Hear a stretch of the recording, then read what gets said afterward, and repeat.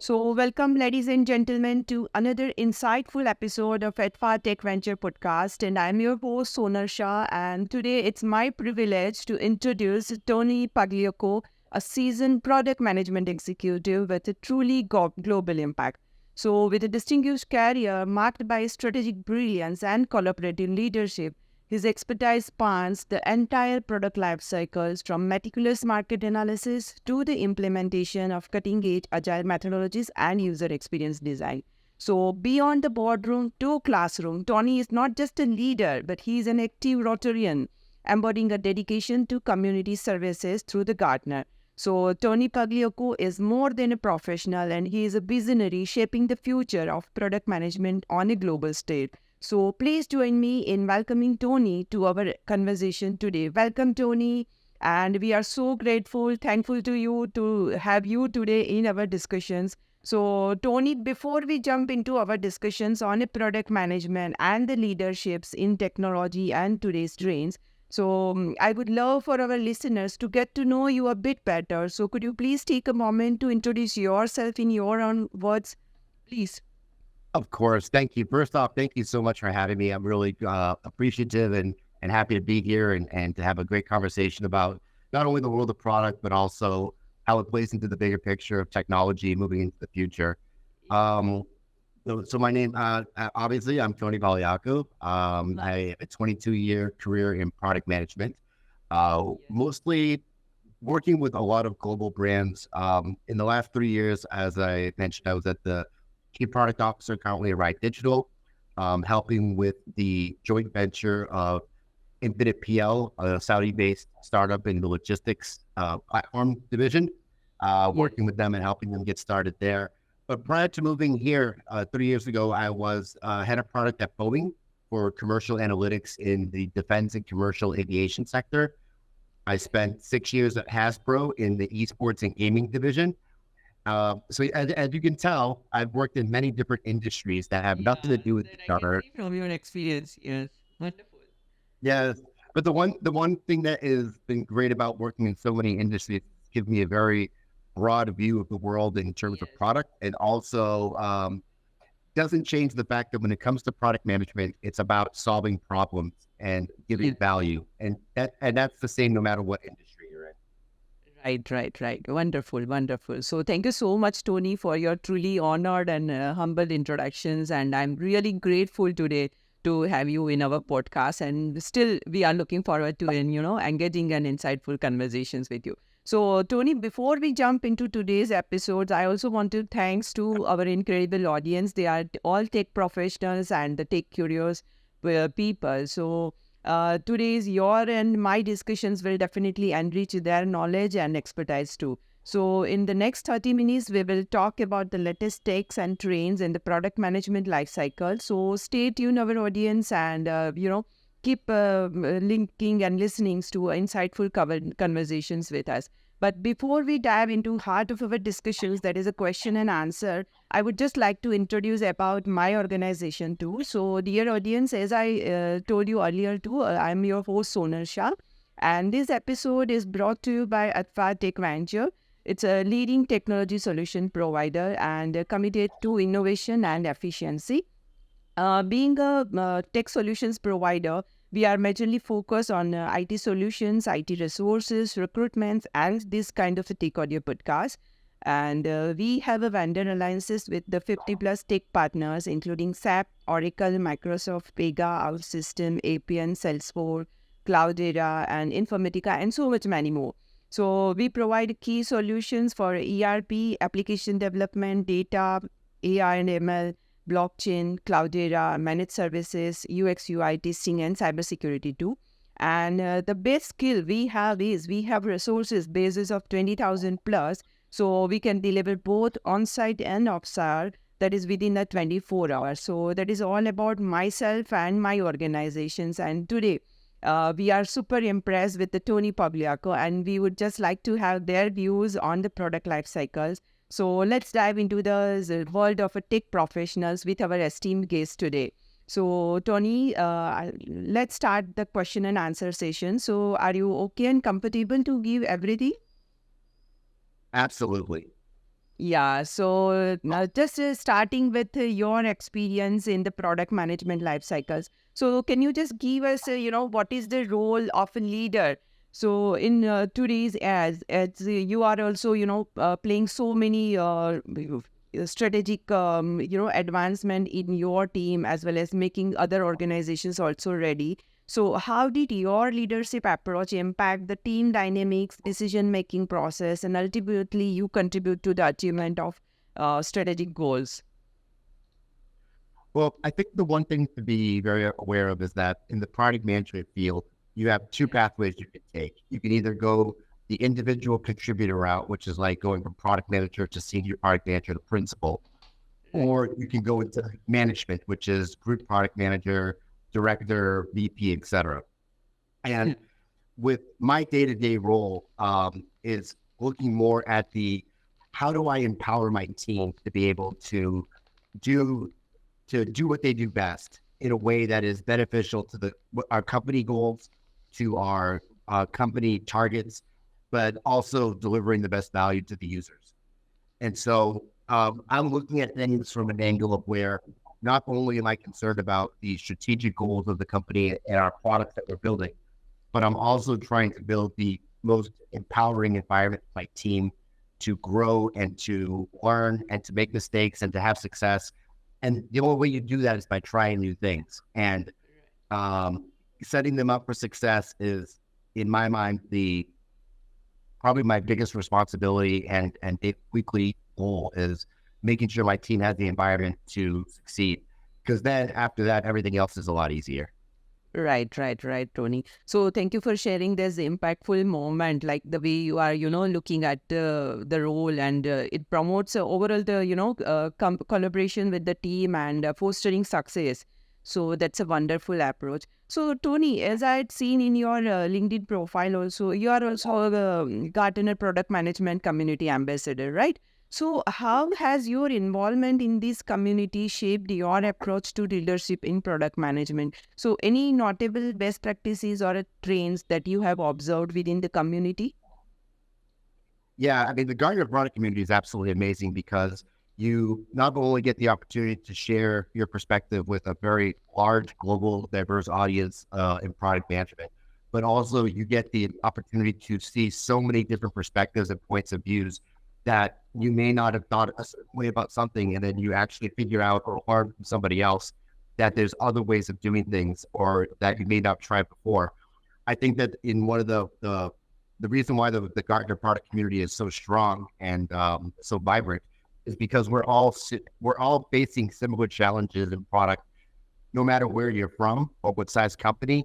It's not a regional thing. It's a global thing. We're all facing the same challenges when it comes to working with technology, working with engineers, working with the business side, and you're able to build a better view and understanding of what some of the other challenges are and how they solve them, and bring those experiences to life and share those with your team and use those as learning mechanisms versus it just being talking about it and you're actually doing it. Right. So you are learning from the best practices and industry trends, right? So to drive the innovations in the product management. So it's a wonderful and great to hear how your involvement in this community has enriched your leadership approach, right? So Tony, adding on to these only. So what are the current technologies that RAI Digital employs in its product management process, and how this technology contribute to overall success of your team? So right now, in terms of the technology that we use for the product team as a whole, we're using Miro. Miro is a very big part of our day-to-day because it allows us to facilitate our workshops both remotely and in-house. It lets us do design and wireframing, and gives us a real flexibility for all the number of templates that they have. We use Figma for a lot of our initial prototype design, but what we've started looking at is how do we integrate a lot of these tools together to work with each other and to make things simpler. And so, ironically, one of the technologies that we're using the most is Zapier, and Zapier it acts as one of our best employees because it connects many things together and simplifies the process for stakeholder engagement, for communication, and even tying into what we're working on in Jira. And so I think the combination of Jira, Confluence, Miro, and Zapier, we have a pretty powerful stack that we work with. In terms of the product side of what we're building, we use many different technologies, both in the Microsoft family and also open source. And we always try and we try and work with the best technology for the problem we're trying to solve, and we don't try and keep ourselves limited to just one thing. Yes, that's a wonderful. So almost you are using, all these cutting edge technologies for adaptability and innovations. So that's a wonderful and impressive to hear about the tech processes or tech approaches you are following. So very, good to know about all these things. But as you said also that, being an agile evangelist, how does RAI, RAI Digital incorporates agile practices into its product management processes? So could you share some lights on that too? Of course, of course. So one of the areas of where we've really taken a strong attachment to has been the ability to have our daily stand-ups and our bi-weekly retrospectives. The flow is generally the same of where we don't have the ability to sometimes work in time boxes that you would have in Scrum, but having the daily stand-up and training and getting the leadership of the company used to the proper format for stand-ups and how to focus on outcomes and blockers has been valuable because it allows us to move quicker and actually removes a lot of meetings out of the schedule that we used to once have. Our retrospectives, I think, is the one agile ceremony that drives the most value within our team because, number one, it lets us as a team collectively reflect on what we could have done better, where can we fall, and how we continuously improve. But it's also a very open environment for us to be 100%, 1,000% honest with each other on how we need to see each other and improve. And that's where I think a lot of companies that work in the agile space don't focus enough on is on the power of the retrospective and how it can actually raise your team a full 2 levels just by having that transparency. Right. So it's a fantastic to hear about the integration of agile practices at RAI Digital. Wonderful approach you have, drawn to us. So, adding on these only, so if you don't mind, can you share how many people you are working with in your team? So in our Saudi Arabia office, I think we have about close to 85, and I work with a team of about 20 currently. That's in the digital intervention space within Saudi, and then our RAI office in UAE has about 30, 35 in Dubai, and then we have another 80 or something in Abu Dhabi. So they're fairly large size teams. Okay. So, as a team leader in the product management, any specific technical skills do you prioritize when recruiting a new talent for your teams, or how do these skills align with your strategic goals as a product manager, as well as to align with the company's strategic goals? So, when recruiting, for me, I'm a little bit of a unique type of person because I look more towards the person's attitude and the person's values, and how hungry they are to learn. That's actually the most important thing for me more than the resume.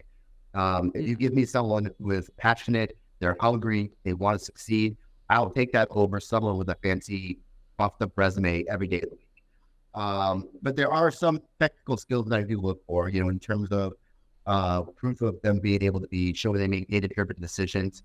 So not necessarily having to know deep data science tools, but the ability, knowing that they can visualize data, maybe Power BI or Tableau, or working with data sets to be able to break them down and look into the segments of it. Those are all areas I feel that are very important when having to bring on new people onto the team, being able to validate they have those data skills.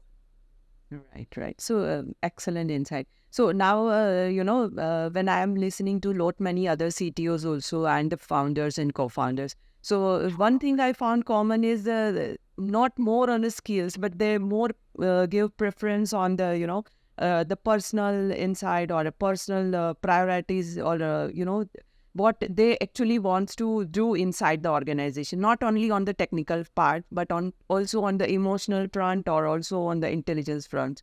So that's a wonderful insights you have provided. So Tony, as you had said, you are also working in the this UAE MENA region. Also had worked with the US also. So can you share a specific strategy or what are the approach to leadership in team building that you have found particularly effective in bridging the cultural differences between the different diverse international settings?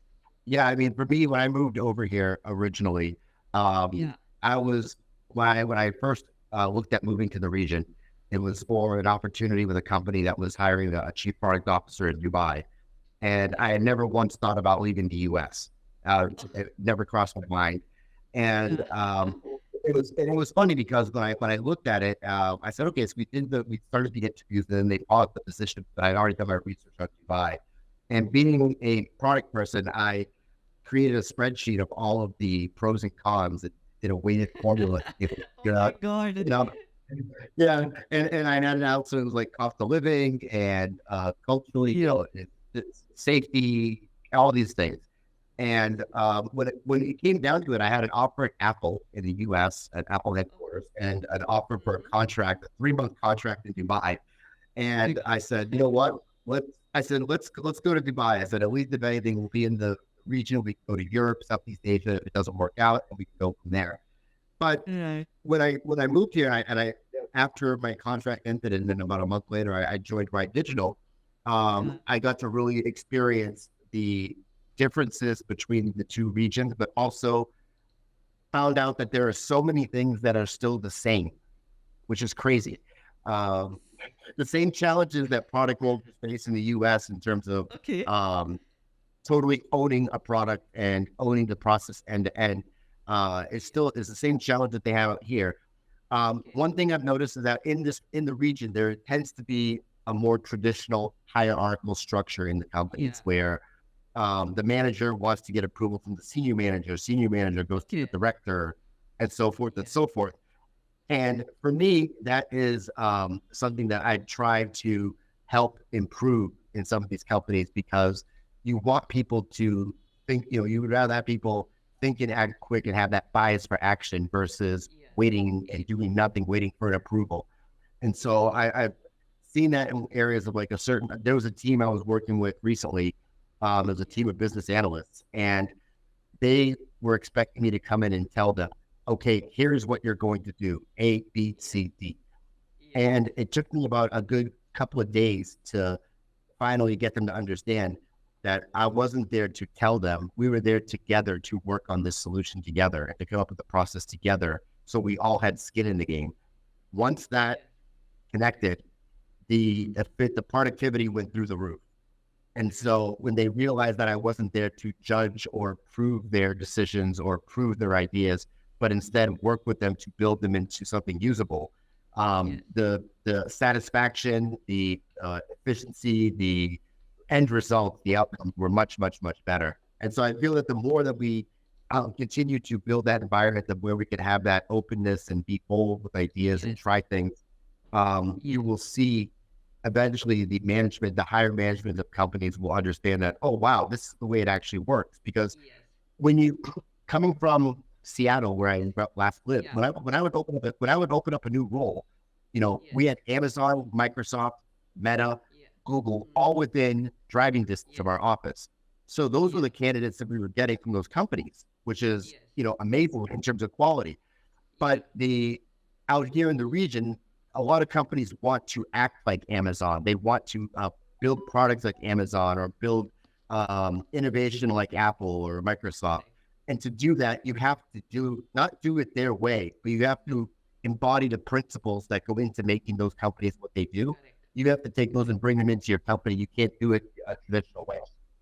Yes, yes, exactly, exactly. So you have bridged the cultural difference in the commendable way, and I just from your work, I can see that adapting communication strategy is the cross-cultural setting key, right? So you have wonderfully prioritize each thing and communicate properly and ensure you provide the fair evaluations as well as contributed to effectiveness within the team. That's a wonderful thing. Well, I tried. No, but the way you are explaining it seems you had tried really hard, and I hope, and I really, from your collaborations and the way you are posting the few posts on the LinkedIn, I show that you are really doing the good, and you are not creating just a high performing international team, but you are, giving the push to also to that team managers too. So that's a very wonderful things you are managing. Yeah. Yeah, and if I may, it's one of the things that is really important to me, and like you mentioned about LinkedIn, is that I do a lot of work with product management communities in the region. So Yeah. like I work with Product Me, Product Tank in Dubai, Product Tank in Riyadh, and Yes. spoken at a lot of events for them. And one of the reasons Yeah. that is because I've been extremely fortunate in my career to have a lot of people who have helped me grow and helped me learn and been there for me and give me opportunities. And I Yes. feel that with such a passionate product community in the Yes. That's a wonderful. That's a actually wonderful. redefine the product management role within the region. And to Right. be able to contribute to that would be something that I would be very, very happy and honored to do. Yeah, and definitely we will be very happy to, once you reach your milestones and the goal.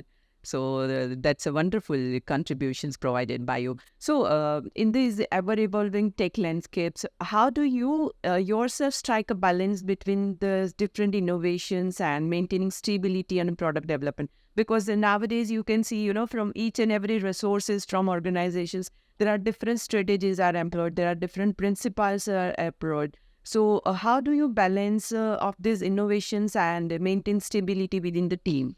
So it takes a lot of discipline, to be honest, because while you're focused on one aspect of the product, you're also looking at ways to be ways to create more value and ways to differentiate your product, have a unique value proposition behind it.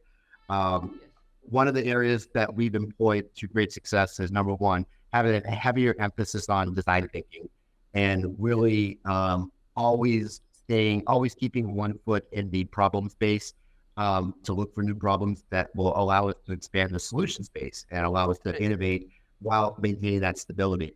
The other part is that we have a fixed amount of capacity each week that's dedicated solely for innovation. And this is allowing us to, this allows the team collaboratively to start looking at new innovation methods, new ways that we can build and diversify our product line, diversify our feature base, but at the same time, doesn't take away from the stability of the work that we're doing. So we found that to be extremely valuable, and it's something that we actually reference a lot in our retros is the innovation work that we do every sprint.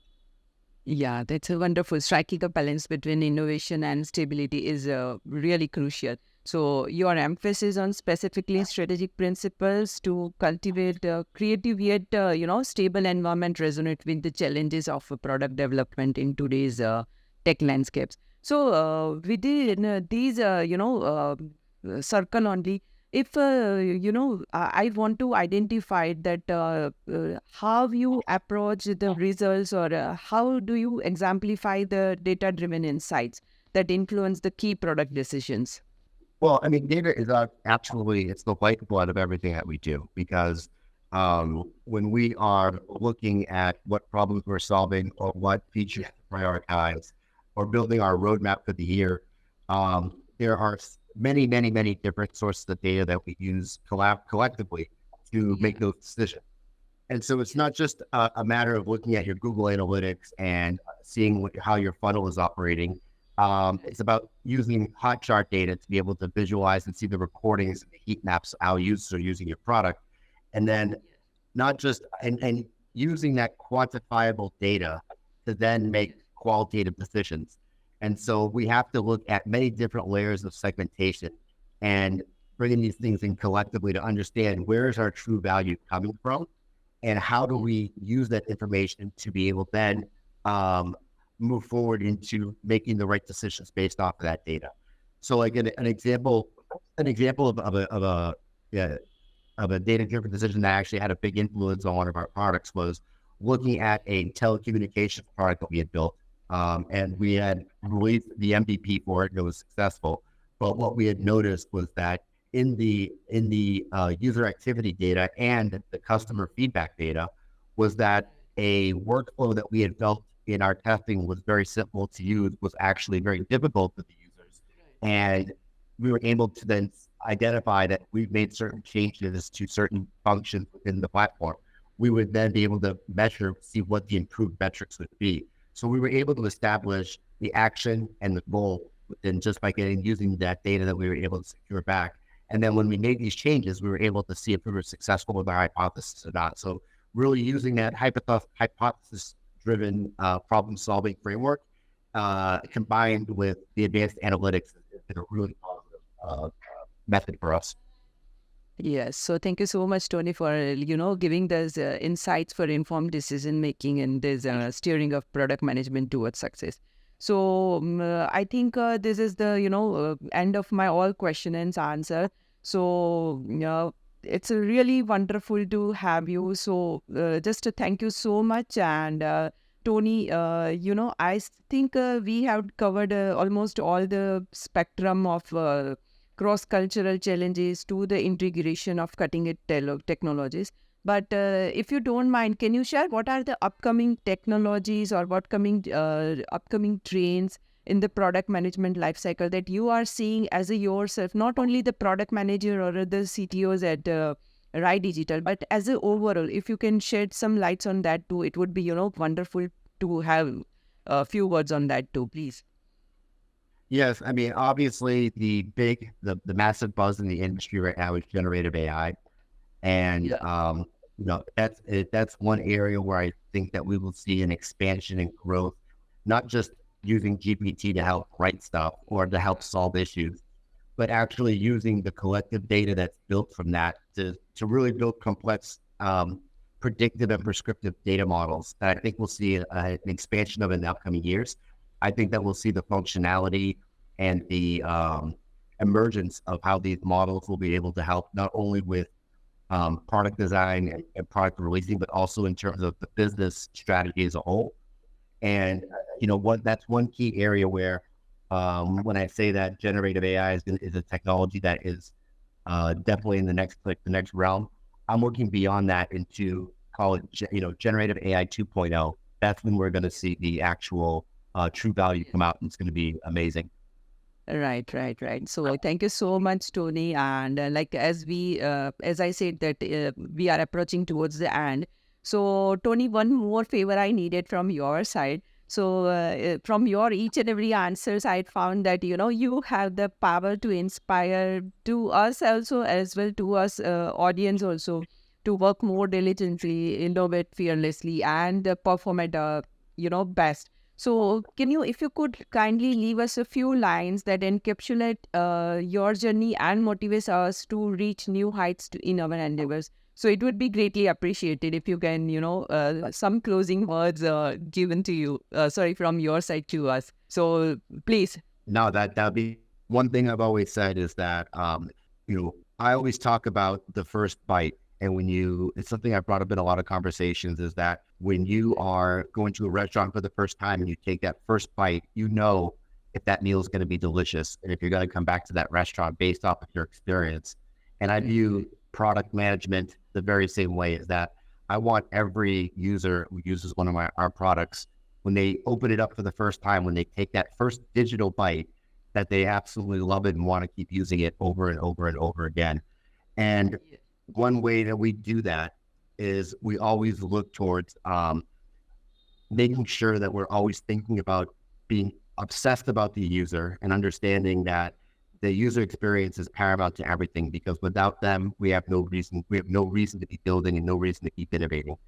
And even though the challenges can be very difficult in many different industries, as long as you have your North Star, your personal North Star, and understand that even if you're building products, you as a person, you are your own product, and you have to treat yourself that way, and you have to act that way, and you have to always look for your own personal areas of improvement and continue learning, because the minute you stop learning, someone else is going to learn more than you, and you're going to be behind them.